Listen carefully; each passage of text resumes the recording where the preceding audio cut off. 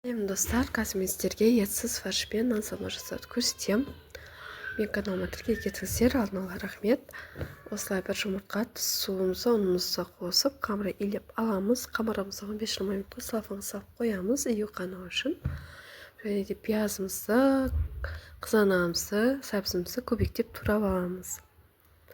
Картошкамызды турап аламыз. Осылай қазанымызға 2 ожау ызғырын май құйып, қызған соң пиязымызды сары түскенше қуырамыз. Оның үстіне бір пиалай фаршымызды қосып қуырамыз. Кейін сәбізімізді, қызанағымызды қосып бәрін бірге қуырамыз.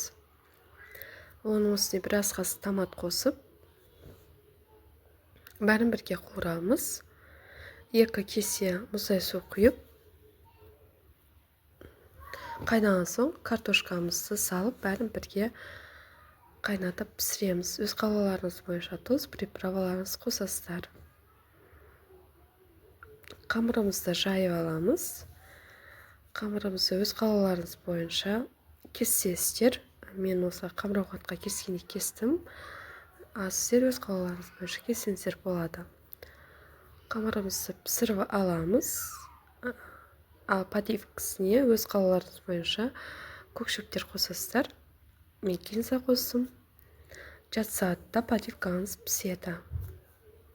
Осылай тамағымыз пісті. Астарыңыз дәмді болсын.